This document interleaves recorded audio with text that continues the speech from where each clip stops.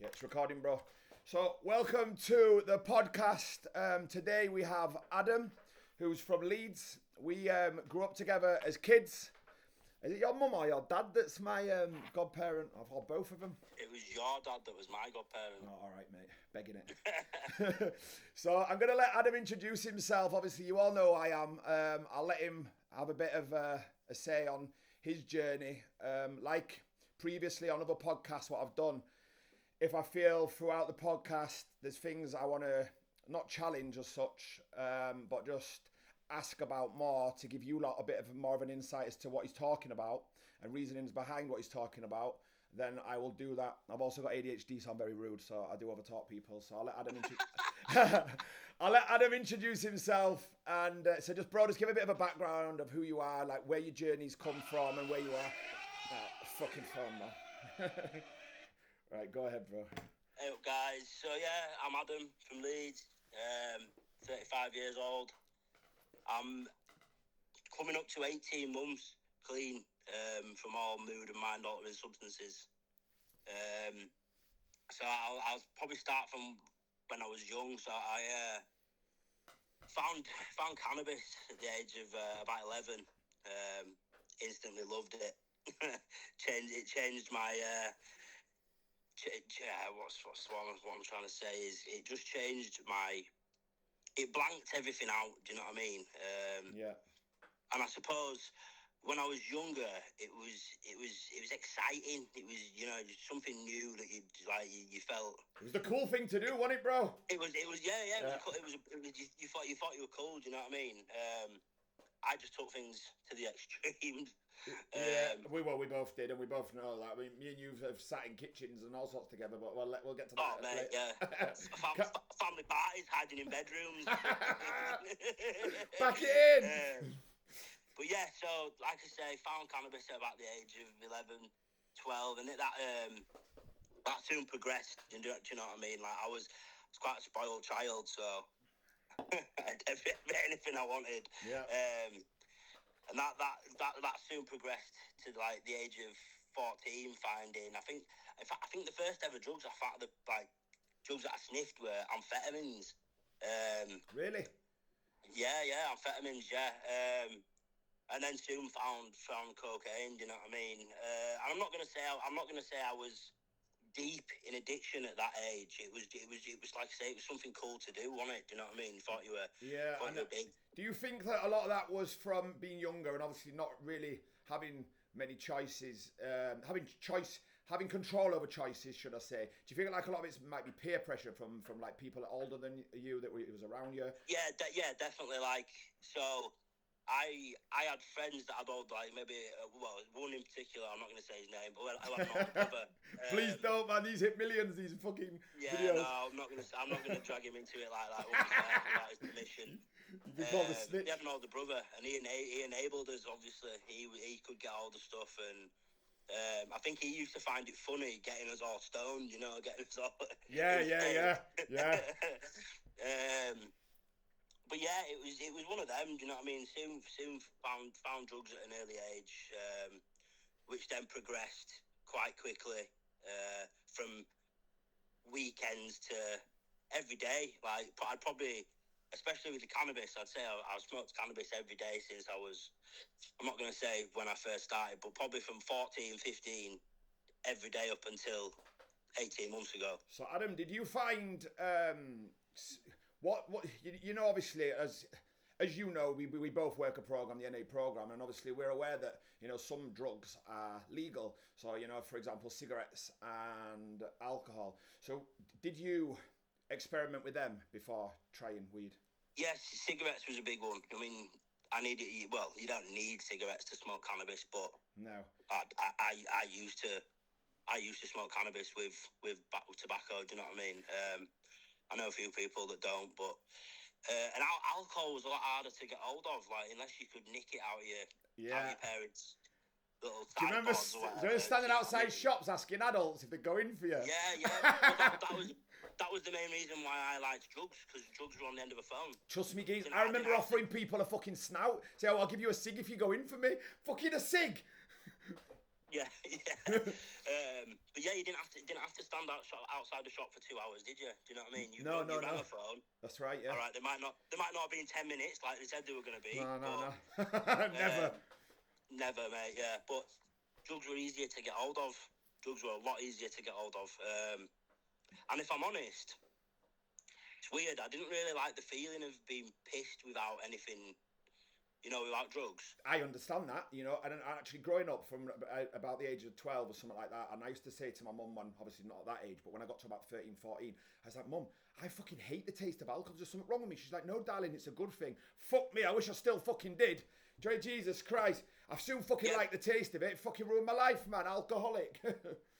Yeah, beer, I could never stand beer. No. So mine was always spirits, specifically like whiskey and Southern Comfort. It was very sweet. I had a really sweet tooth when I was young. So hence why I'm. let me skip this a little bit then, because obviously I'm aware it's taken me forever with this fucking technology to get this started.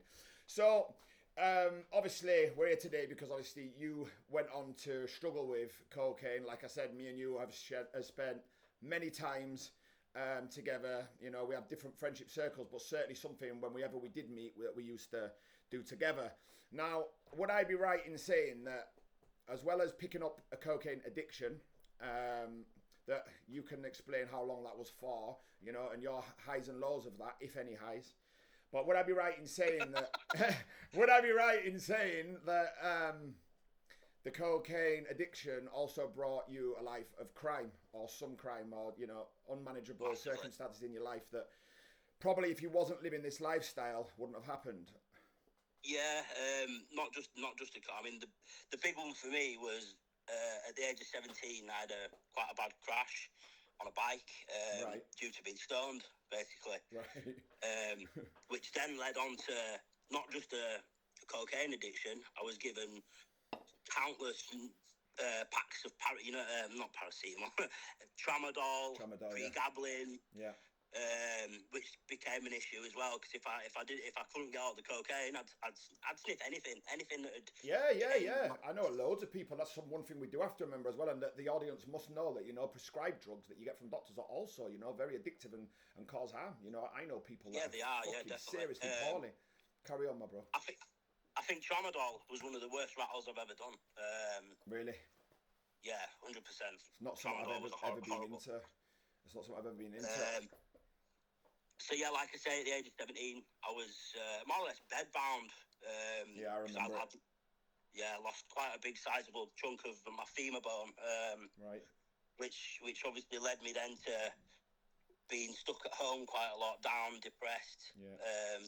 But I had a lot of mates that would bring me whatever they want, do whatever I wanted. They'd bring it to my house for me. Do you know what I mean? Yeah, of course they would. So like, I'd then sit there in my bedroom and just get pickled. I remember my dad used to work nights, so I'd see my dad off to work on a night. He'd come in, check on me, and I'd be like, "Yeah, see you later, Dad." And I'd still be up next morning. You know what I mean? He'd Doing come in and be like, with your jaw. Yeah, mate. Yeah, I've been on the PlayStation for a couple of hours, Dad. No, I've been up all night. I remember popping round at these times, just wait for my dad to go, and you can come round. Yeah. And I'd come round like that. Quickly open the fucking door. We were talking about it a few weeks ago. Won't be that time you come round? Yeah, we was. Just sat in my bedroom sniffing. Spending thousands of pounds to say nothing to each other. Yeah, exactly. Like that. Yeah. Getting weird with each other. You texting my missus, mate? Yeah. But yeah, do you know what? Drugs have brought me to I don't even know how to describe it, just the depth of misery. Do you know what I mean? So when you say that they brought it to depth of misery, when did you start realizing that you was taking stuff that you wasn't enjoying? And I'm speaking for you because I know that, but that's the reality, isn't it? So, quite honestly, I think the last 10 years of my addiction, there might be points of the evening that you've enjoyed, or points of but the days after are horrific, aren't they? Right, do you know what I mean? Yeah. And the fact of you waking up in the morning and all you want is more, or not even waking up, being awake for 3 or 4 days. Yeah. Then waking up after you've had, I remember So I remember my ex-partner, I slept, I think it was I'd been up for about, I don't know, 4 or 5, maybe call it a week. And then I slept for two solid days, you know what I mean? She kept coming in and like slapping me and waking me up to see if I was still alive. Yeah, I can imagine. But it takes its toll on your body, doesn't it? Definitely. It definitely does. And, you know, like, I mean, at what point did you start, like, realizing that, you know, it was time to challenge your behavior, or did you? And did you know at this point that you was addicted, or did you just still classify it as fun? Like, what made you see that you had a problem that needed addressing? So I think obviously I was from the accident I had. I was given quite a sizable lump of compensation, Okay. and then obviously I had to wait quite a while for that. But by the time I got it, I think the first... You'd already spent it all? Oh, mate, so like the first 100 grand went in about 8 weeks. Wow. And then, because I realised what I'd done, I thought, well, look, I'll buy myself a house, you know what I mean? Right, Bought okay. myself a house. Then had no money left, because I spent all the money on the house thinking, I'll be able to... I'll get rid of it, so I can't do it anymore. Yeah. Well, that was bollocks. Do you know what I mean? Because I had a good job as well. I was. Yeah, I remember, bro. Like, it's not even that long ago, really, is it? Yeah, no. I used to probably wasn't the best job for someone of me, really. I used to be the steward of a social club. Oh, for fuck's sake! Yeah. So, like, and I remember I had my own little office downstairs. And so I'd just get someone working, and I'd be in my office sniffing whatever I could get hold of. So was you a functioning addict then, Adam? So you could go about... For a while. For a while, yeah. I would class myself as a functioning addict. I needed to, obviously, once I'd spent the money I had in compensation, I needed then to work to pay for the drugs. Do you know what I mean? Yeah. And obviously I knew if I didn't work, that meant no drugs, and that was just not an option. So you could still live a relatively normal life, as such as keeping a job afloat, but that was only through the need of, you know, knowing that you had to afford a habit. Yeah. So on the outside, to certain people that didn't know me. Yeah. You was living a normal life. I was living a relatively normal life, but people that knew me, it was totally different. Yeah, and I mean, obviously, you know we know each other's story, and we've supported each other through thick and thin, really. Do you know what I mean? We spent hours and hours and hours talking shit to each other on the phone, you know, and then it's the other way around. And for the audience, Adam actually sponsors me now through the NA program and is helping me through my step work for the second time. And, you know, it's been quite easy for me this time to go through these steps because he understands me, and I feel like the last time I did them with my last sponsor, I was reserved in a lot of what I was speaking about, so I can speak quite freely because Adam knows everything that, you know, I've done, all the deceit, the lying, the this, the that, and, you know, and yeah, so I just wanted to give him a huge thank you for that at this moment. Yeah, no worries, bro. To anybody that doesn't know what the NA program is, I will leave some links below in the description box for you to go online and check the website out. This is not what this is about, this podcast, but the links will be below if you want to go and have a look and see what we're talking about. So, Adam, so at what point then did you, obviously we've talked about the fact that you was living a relatively normal life, you was still able to go out to work, you was working to pay a habit. Obviously, you've explained that you had bought a house with your compensation money. Am I right in saying that this started spiraling down out of control quite fast, even though you was keeping a job afloat? Was the job not keeping, you know, your addiction at bay? No, definitely not. Yeah. You know, like I was, like I literally I worked to take drugs. Yeah. So at the end of the week, I wouldn't have any money left. I'd still owe. Yeah. Like I'd still owe a considerable amount. I mean, I used to do jobs for the drug dealers. Yeah. There's certain people at the time I was a tiler, so he used to do jobs for drugs instead of saying, "Oh, look, it'll be X amount." It'll be like, "Well, just give me this, just give me that." Yeah. Yeah. I mean, I know that full well, bro. Do you know what I mean? Somebody wants a brick thrown through someone's window. It's like, cool, just give me $100, mate, and I'll go do it tonight. Yeah. Exactly. Stupid shit like that. Yeah, silly things, and, you know, making stupid mistakes for just to literally have a high that we don't even really enjoy. So, Adam, can I ask, did you ever experience any severe paranoia or psychosis through taking Massively. drugs? Massively. Is there anything you'd like to talk about, like a detrimental situation that affected your life, or something that stands out to you through your drug taking career as such? What, in regards to paranoia? Yeah, or psychosis, like something that took you to like a dark. I used to convince myself. Yeah. There was someone in my garden quite a lot. Do you know what I mean? Right. I'd sleep my window open because obviously it'd be warm. You'd be overheating from the drugs and stuff. I mean, my ex-missus, I used to absolutely drive her mad. Like, there's someone in the garden or something. And, which led, I mean, I kept, like an idiot, I kept machetes all over my house, tools all over my house. For that reason. But the one of them that really sticks out was, so I'm fast forwarding quite a bit. Yeah, but we've got to do that anyway, bro. Like we might later. Go on. I ended up selling my property because of my addiction. Okay. And I ended up moving into one of my friends' houses. Now, so obviously quite a bit of stuff had gone on at this time. So I was wanted by the police. Okay.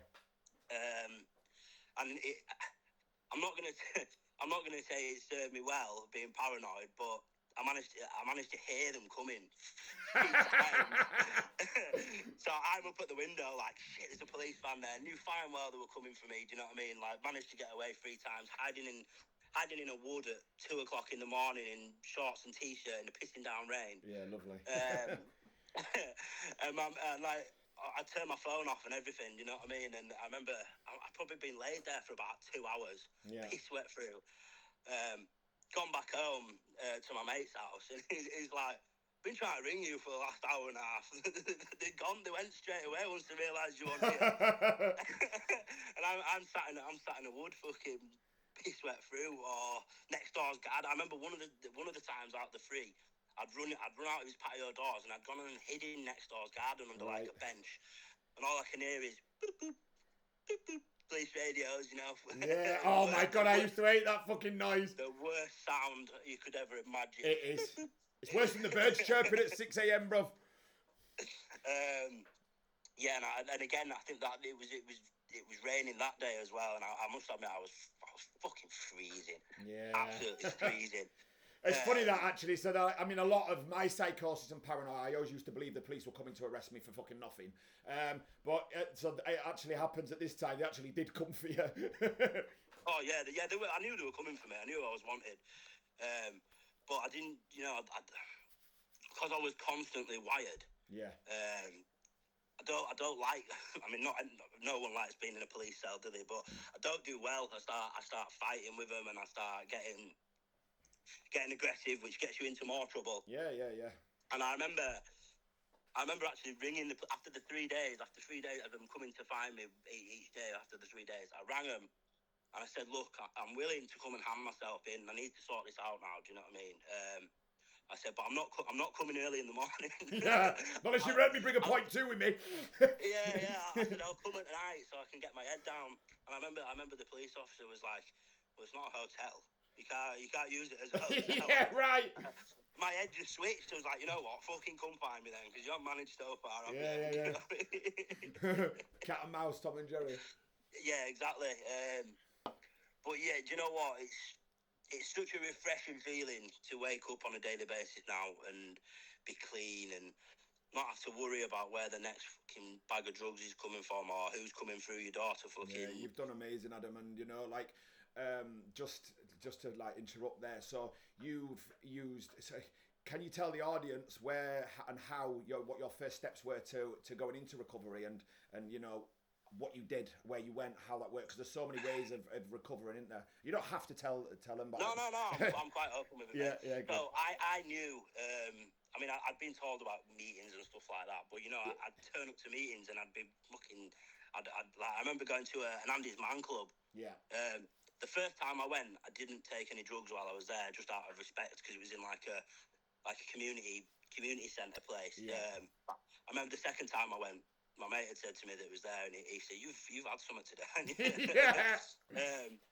So I knew I couldn't do it on my own. I knew I needed help, and I had to, like, my dad had begged me for probably 5 years plus, asking me, look, I'll help you. But, do you know what I mean? I'll pay for you, basically, because he knew I didn't have the money to pay for it myself. What's that, to go to rehab? To go to rehab, yeah. I mean, so for anyone out there, there is rehabs that you can go to which you don't have to pay for. That's correct. But they're not as quick at getting in. Like, say, from me saying, look, I'm ready to go to rehab, 3 days and I was in rehab. Yeah, do you know what I mean? And that's what I mean, because the trouble is, isn't it? If you leave a big gap, you're likely to be back out there again, and you know. Oh yeah. You know. 1,000%. Do you know what I mean? And if you're not willing to put the work in, there's no point, basically. So you've got into rehab with an open mind. You know you're admitting that you've got a problem. You know you want to change your life, and 18 months later, almost, here you are. You know, and yeah, exactly. And It'll be 18 months on the 8th of June. Yeah, because I think we'd be about the same, wouldn't we? If I hadn't had my relapse, we was very close together in our recovery time, and yeah, we was. I think you were slightly in front of me, weren't you? Was I? I can't remember. I think by a couple of days, I think it was. I was. Mine was from my birthday. The birthday, 7th of December, was the last time I'd used. So it was a day. It was a day. 8th of December. Yeah. I mean, I was always a bit thingy about it because actually, like, did I go to sleep at 7 in the morning? Did I go to sleep, at 12 at night? Or was it the 8th? Do you know what I mean? Was I asleep which way? So I was never showing my day. But so you went to rehab, you come out of rehab. What's life like for you now, Adam? You know, like, what did... I suppose what I'm trying to do is give a conclusion as to, like, you know, how this rehab's changed your life, how things are different for you, you know, the relationships around you, and, you know, just a generalization of how different today is compared to 2 years ago. So, I'll put you on the spot now. You have put me on the spot there now. Do you know what? Life is good today. I've got two children. One of them I see at the minute. The other one I don't see at the minute, but it's a work in progress. Yeah. Just like I said before, you know, waking up on a morning, feeling fresh, being able to actually think for yourself, like, you know, instead of the brains, instead of the drugs doing the thinking. Yeah. You can think for yourself, you know. I also do a lot of recovery stuff as well. It's like today after this, I'm going to it's called Getting Clean.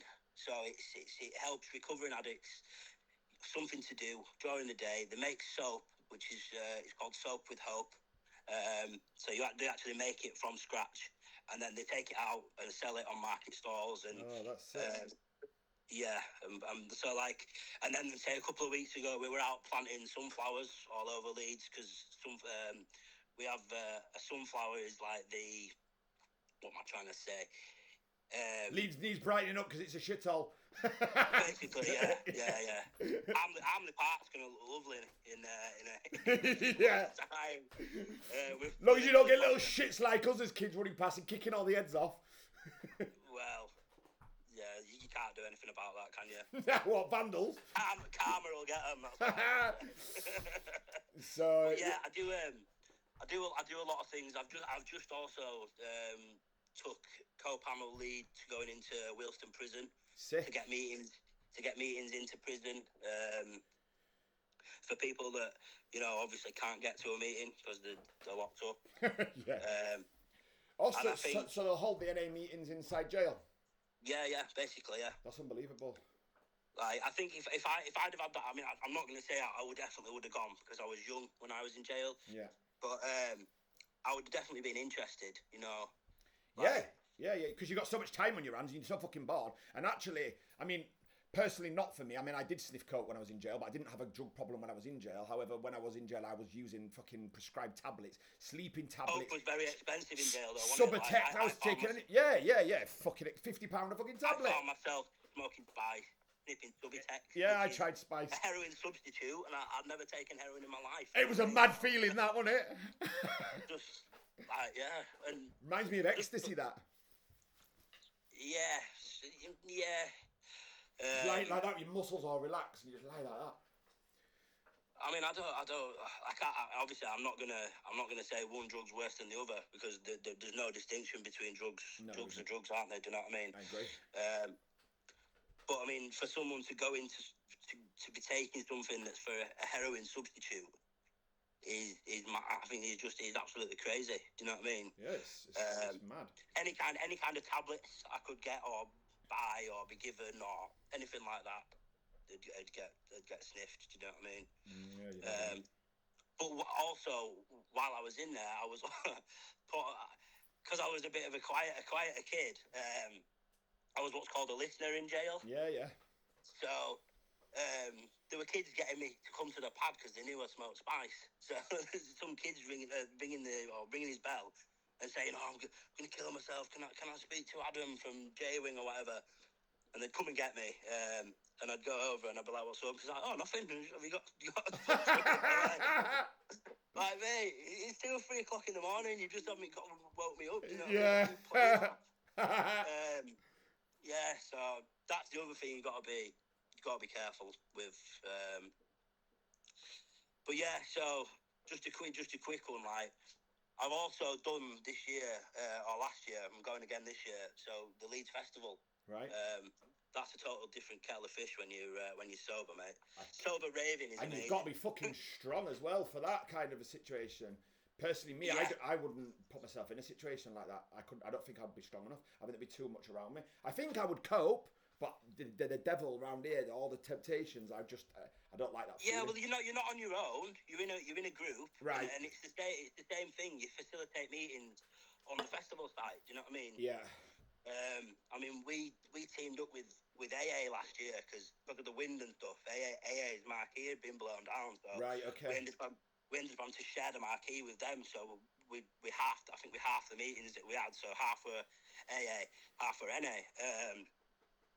I mean, if I had £1 for every time someone had come in that tent and said, "Oh, my biggest problem is I've run out of drugs," I'd be a rich person now. Do you know yeah. what I mean? And it was sad to see it. You know, like I was saying to people, look, 2 years ago, I was in your position. Do you know what I mean? Yeah.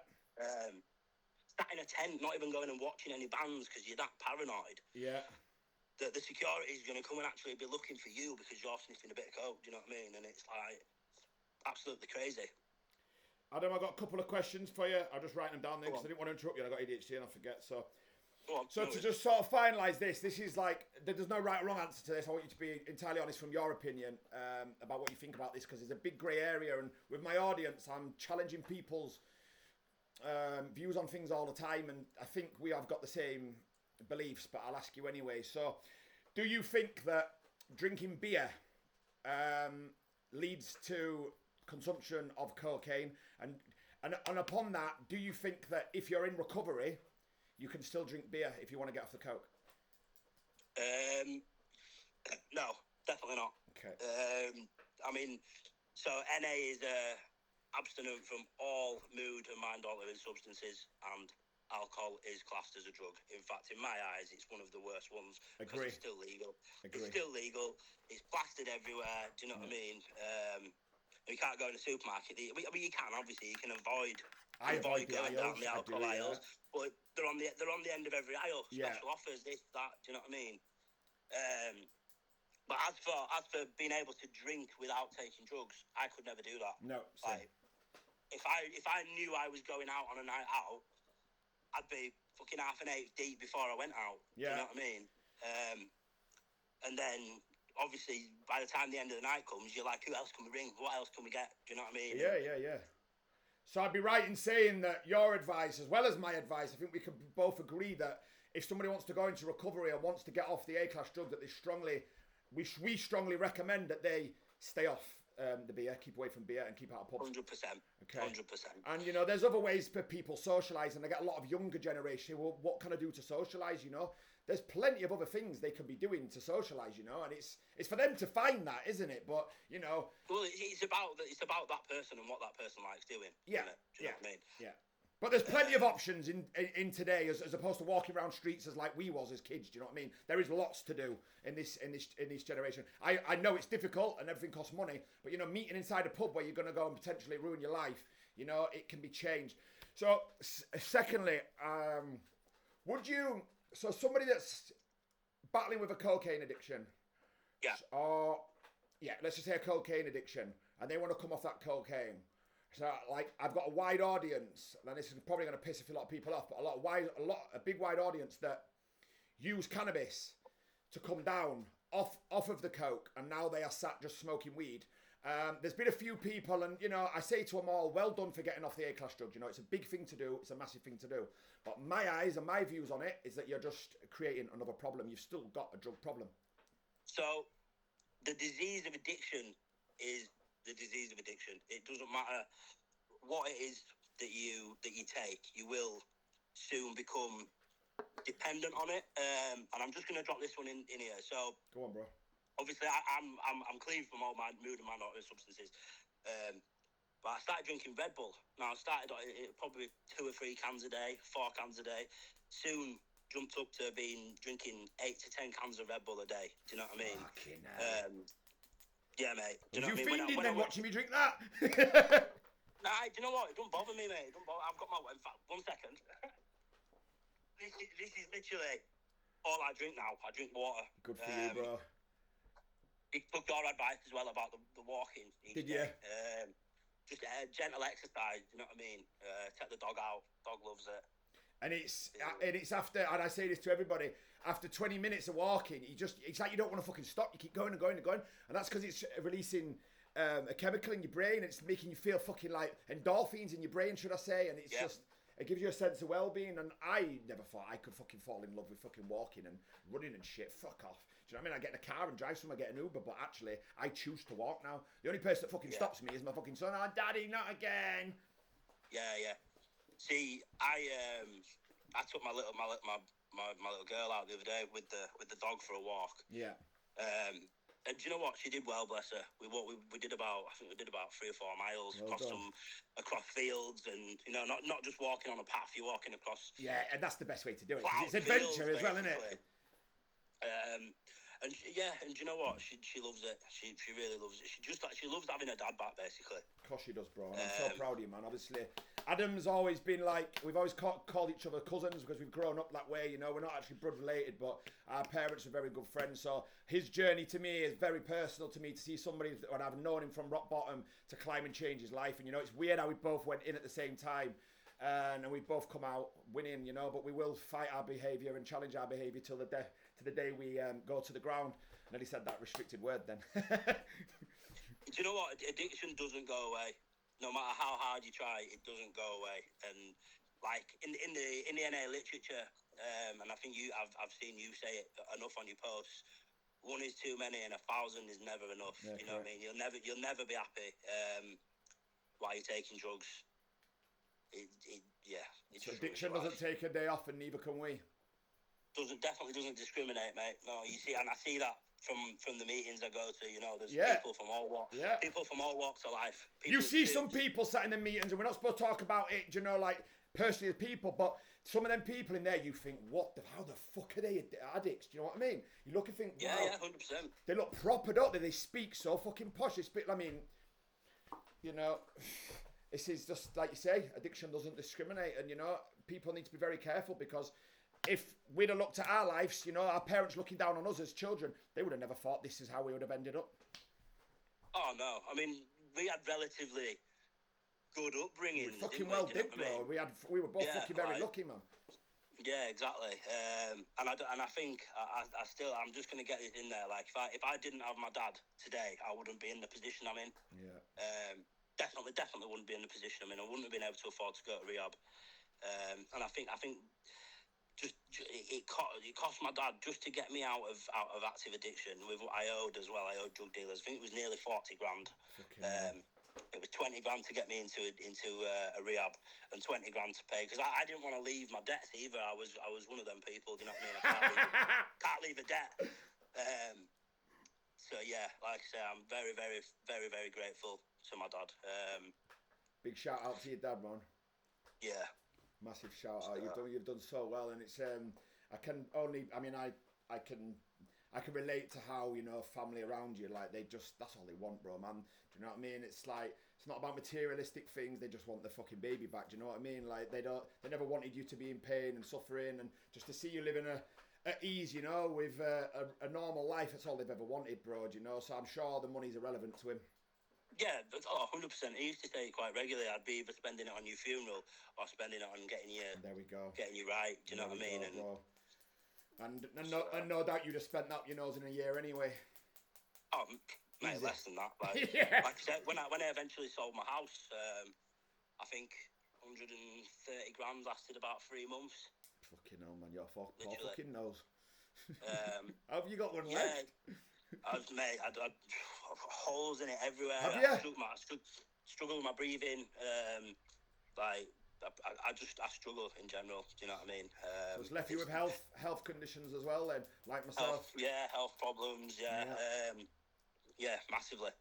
I've been drawing all over myself throughout this fucking podcast, man. I'm like fucking worse than Archie. So, guys, I want to thank Adam for coming on today. We're going to tie this up because I'm aware he's got to get off. I think that's just about right. You said 12:10. Yeah, I'm really grateful, bro, for coming on. These kind of videos, you know, they help change people's lives and just show people that you can come forward, we can speak. And, you know, I believe connecting as addicts, other addicts talking to each other is the best form of therapy. I mean, I'm all over the fucking world now, bro, my face, you know, and it's the best thing I ever fucking did, you know, the amount of people that relate to me, the amount of messages I get of support and people saying thank you and that they live to watch my videos, and you know, it's a great thing to do. So you should be proud of yourself for your journey, for getting where you are today, and also for coming on here, because it's quite a daunting thing to do, knowing, you know, that the audience I've got, it must be quite something you've had to think about. It's like another thing that's said in the literature, like you've just said. One addict can best understand and help another addict. They can. People that don't suffer from the disease of addiction don't understand. Do you know what I mean? They don't, bro. And they don't. I mean, our parents never had a fucking clue, did they? You know what I mean? I remember my mum just Googling all this shit. She's like, well, you shouldn't be here today, man. You should be 6 foot under. How the hell are you still breathing doing all this? Yeah, exactly. Do you know what I mean? Right, bro, I'm gonna wrap this up. So just, if you got anything final to say to younger generation, to addicts in general, anything you want to say, just to give a message out there, or should we just tie it in there? Just think about your life choices. You know, like, it might seem all fun and games, but it will end in misery. Yeah, it's all fun until it's not fun anymore, man. So, guys, thank you for watching. If you're not already subscribed to this channel, please hit the subscribe button. Leave a comment below. Let us know what you think of this video, and we'll get some more popping in the future. Pack it in!